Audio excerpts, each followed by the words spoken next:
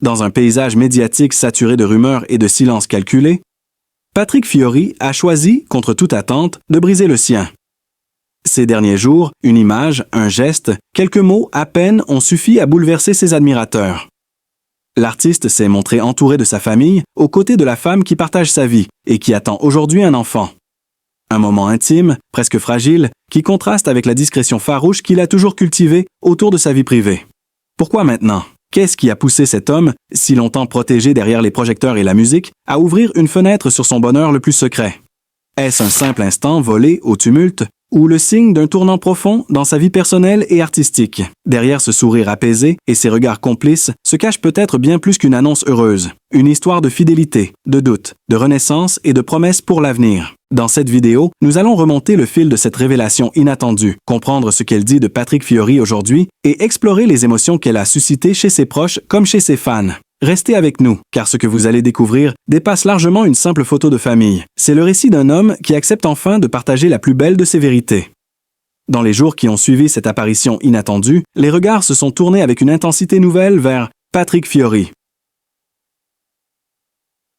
Cherchons à comprendre ce qui se jouait réellement derrière ce moment partagé, car ce n'était pas un hasard ni une simple parenthèse. Tout commence à l'automne dernier, à Paris, en marge d'un enregistrement discret dans un studio du 18e arrondissement, là où l'artiste avait l'habitude de venir travailler loin des caméras. Plusieurs proches racontent aujourd'hui qu'à cette période déjà, son attitude avait changé, plus posé, plus souriant, comme s'il portait en lui une nouvelle qu'il n'osait pas encore formuler à voix haute. Certains musiciens de son entourage évoquent des pauses plus fréquentes, des appels passés à l'écart, toujours avec cette même douceur dans la voix, presque protectrice.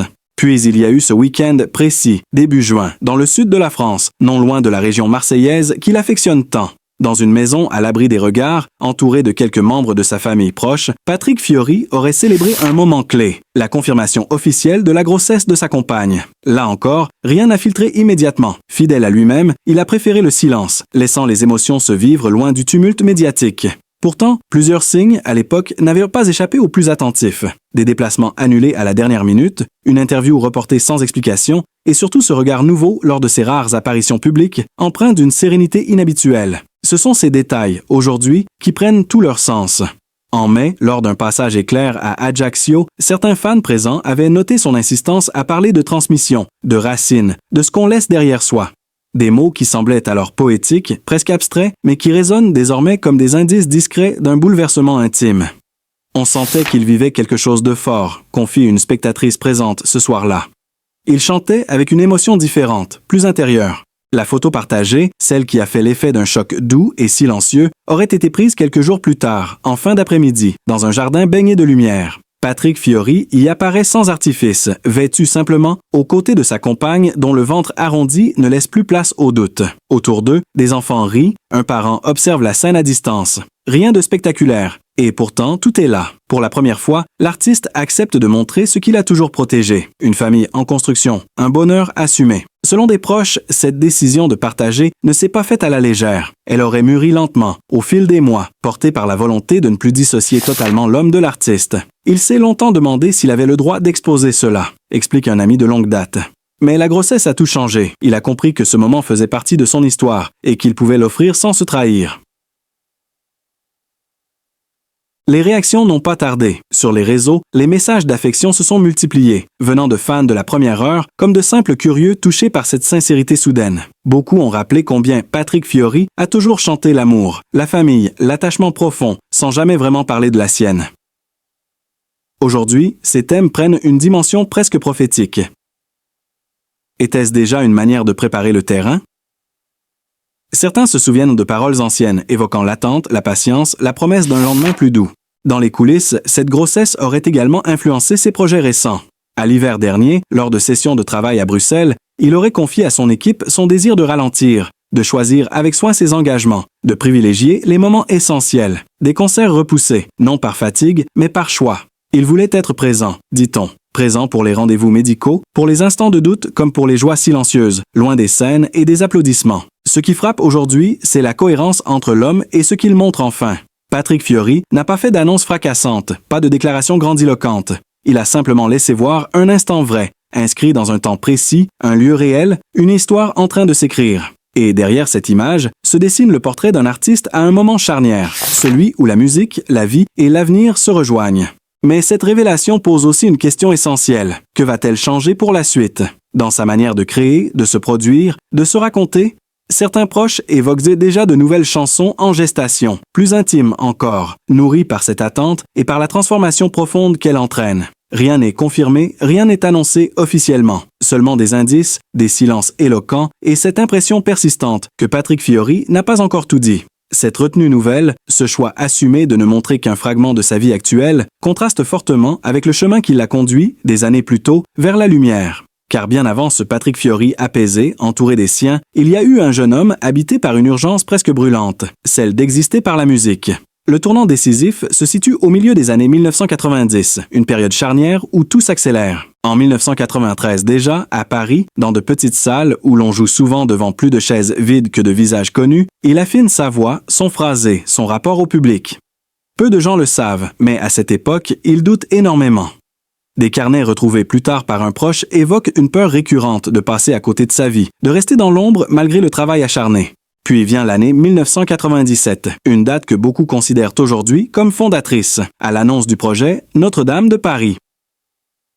Patrick Fiori n'est pas un favori évident. Les auditions se déroulent à Paris, dans une atmosphère tendue, presque électrique. Des dizaines de chanteurs se succèdent, chacun espérant décrocher un rôle. Lorsqu'il interprète pour la première fois les morceaux qui deviendront mythiques, certains membres de l'équipe parlent d'un silence inhabituel dans la salle, comme si quelque chose venait de se figer. Ce jour-là, sans qu'il en ait pleinement conscience, sa trajectoire bascule. La première de la comédie musicale, en septembre 1998, au Palais des Congrès de Paris, marque un avant et un après. La salle est comble, la pression immense. Dans les coulisses, Patrick Fiori se souvient d'avoir appelé sa famille quelques minutes avant d'entrer en scène, comme pour s'ancrer, se rassurer. Les applaudissements qui suivent sa prestation ne sont pas seulement ceux d'un public conquis, mais le signal d'une reconnaissance immédiate. En quelques semaines, son visage devient familier, sa voix reconnaissable entre mille. Les rues de Paris, qu'il parcourait presque anonymement quelques mois plus tôt, se transforment en terrain d'étonnement permanent. Ce succès fulgurant n'est pourtant pas vécu comme une évidence. Des proches racontent qu'à la sortie des premières représentations, il rentrait souvent seul, tard le soir, pour tenter de comprendre ce qui lui arrivait. Des signes, déjà, laissaient entrevoir une relation complexe à la célébrité. Il évitait certaines invitations, refusait des soirées mondaines, préférant de longues discussions nocturnes avec des amis de toujours. À Marseille, où il retourne régulièrement à cette période, il cherche un refuge, un lieu où rester simplement Patrick sans le poids du regard public.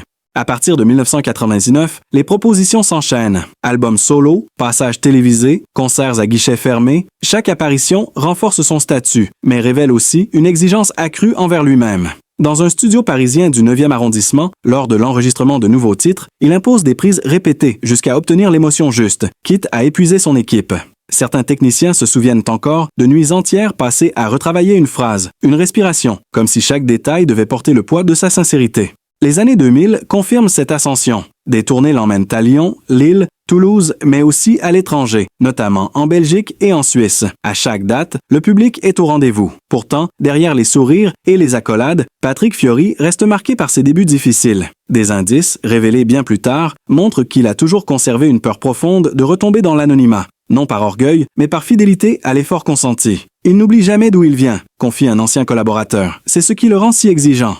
C'est également durant cette période que se dessinent les thèmes qui traverseront toute sa carrière. L'attachement, la transmission, la famille. À l'époque, ces mots semblent abstraits, presque universels. Mais certains proches affirment aujourd'hui qu'ils étaient déjà nourris par une réflexion intime sur l'avenir, sur ce qu'il construirait un jour loin des projecteurs. Lors d'un concert à Ajaccio en 2002, il aurait confié en coulisses son envie de « réussir sans se perdre ». Une phrase anodine alors, mais qui résonne désormais comme une ligne de conduite.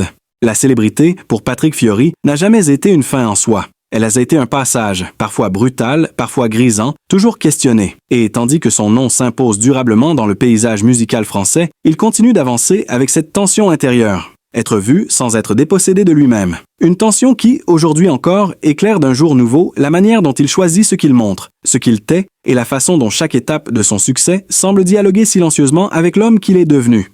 Pour comprendre cette tension intérieure qui l'a toujours accompagné au sommet de la célébrité, il faut remonter bien plus loin, à une époque où le nom de Patrick Fiori. Zarokia ne signifiait encore rien pour le grand public. Bien avant les projecteurs, les scènes et les applaudissements, il y a l'enfance, marquée par des fragilités silencieuses et des combats quotidiens. Patrick naît le 23 septembre 1969 à Marseille, dans un environnement modeste, entre le tumulte du port et des quartiers populaires où l'on apprend très tôt à se débrouiller. Son père disparaît alors qu'il n'est encore qu'un enfant, laissant sa mère élever seule la famille. Ce départ brutal crée un vide immense, une absence qui ne sera jamais vraiment comblée et qui façonnera durablement son rapport aux autres, à l'attachement et à la peur de l'abandon.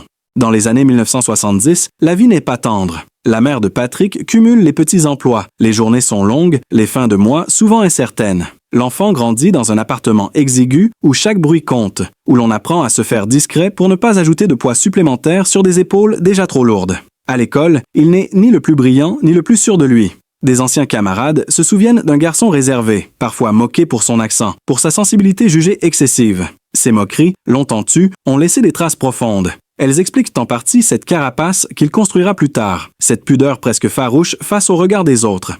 Très tôt pourtant, un refuge apparaît, la musique. À la maison, la radio ne s'éteint presque jamais. Les chansons italiennes, corses, françaises remplissent l'espace et offrent une échappatoire à la dureté du quotidien. Patrick chante pour oublier, chante pour se rassurer. À 10 ans à peine, il imite les voix qu'il entend, sans savoir que cet exercice instinctif deviendra un jour son métier. Des proches racontent qu'il chantait surtout le soir, lorsque la fatigue et les inquiétudes de la journée retombaient, comme si la musique était le seul langage capable d'apaiser les silences familiaux. L'adolescence ne fait qu'accentuer ces difficultés.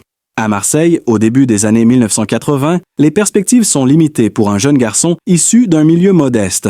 Patrick aide comme il peut, rend de petits services, observe sa mère se battre sans relâche. Cette réalité forge en lui un sens aigu des responsabilités, mais aussi une forme d'angoisse précoce, la peur de ne pas être à la hauteur, de ne pas pouvoir protéger ceux qu'il aime.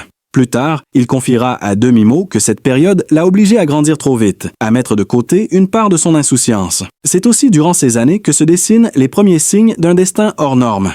À 14 ans, il participe à de petits concours locaux, souvent dans des salles modestes, parfois improvisées. Les gains sont dérisoires, mais l'émotion est immense. Sur scène, même face à quelques dizaines de personnes, il ressent quelque chose de nouveau, une reconnaissance, un instant de légitimité. Pourtant, derrière l'enthousiasme apparent, le doute est constant. Chaque retour à la maison ramène à la réalité, à la nécessité de rester prudent, de ne pas trop rêver. Un épisode, longtemps passé sous silence, éclaire aujourd'hui cette ambivalence.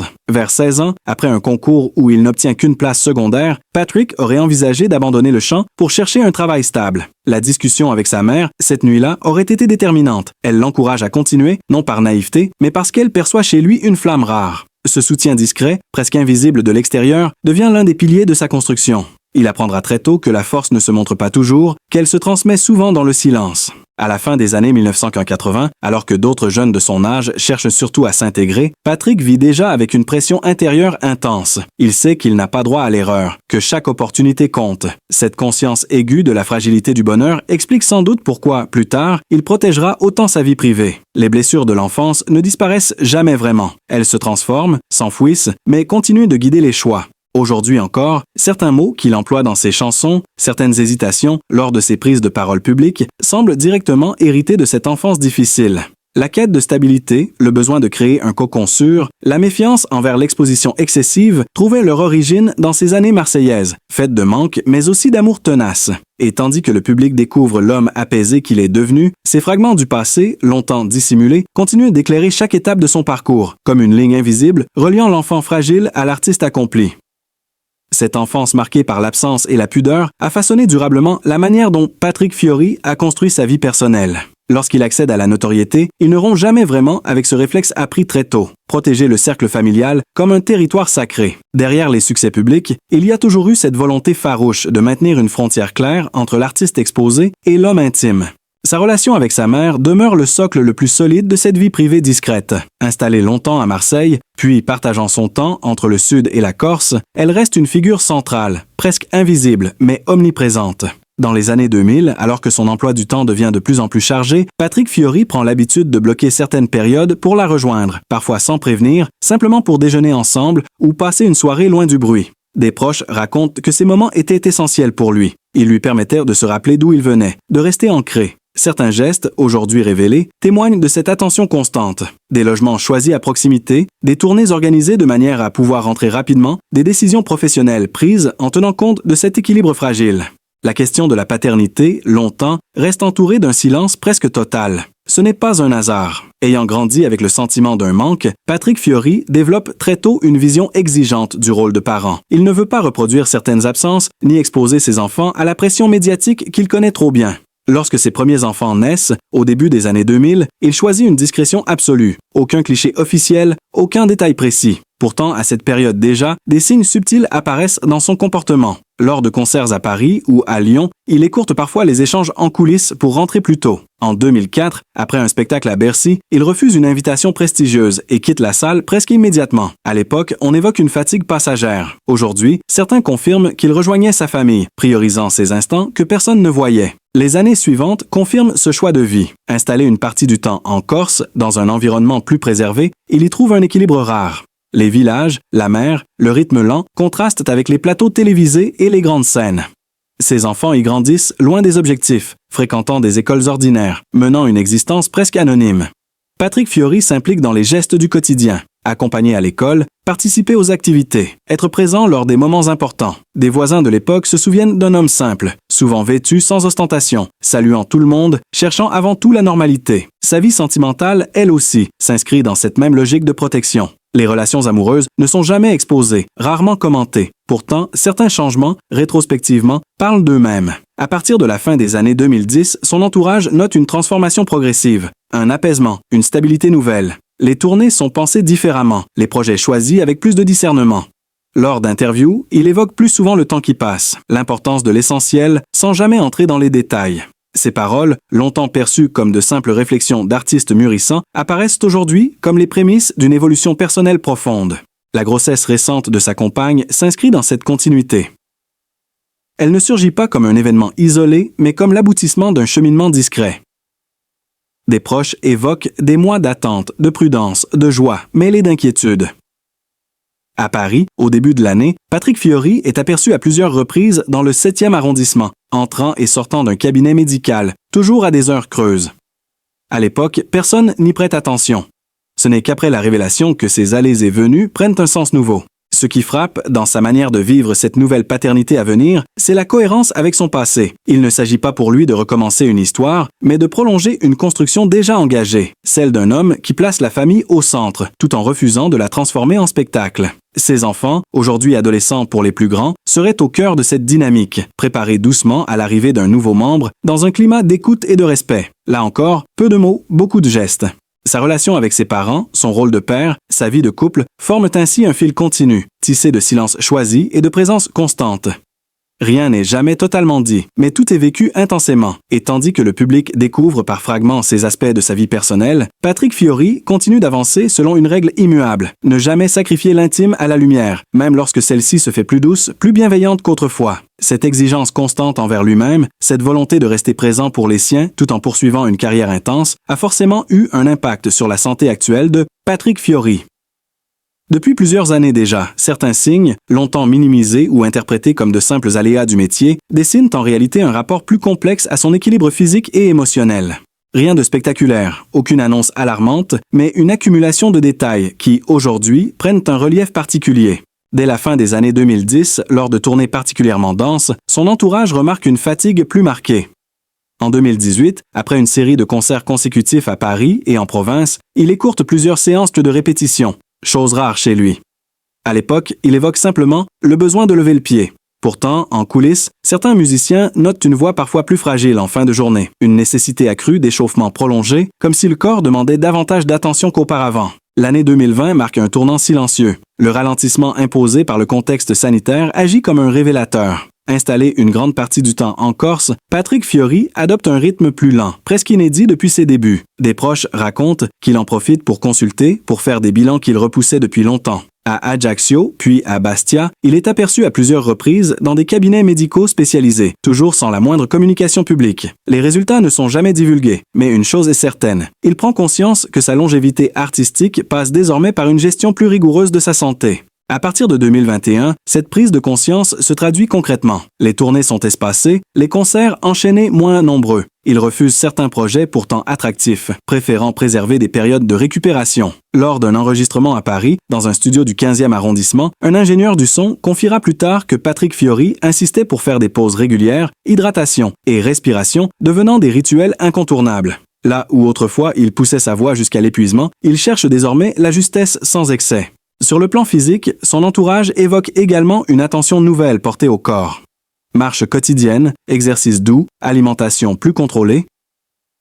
En Corse, il est souvent vu tôt le matin, longeant la mer, seul ou accompagné, profitant du calme avant la chaleur. Ces habitudes, anodines en apparence, traduisent un besoin profond de stabilité. Les blessures du passé, le stress accumulé, les nuits trop courtes ont laissé des traces invisibles, mais bien réelles.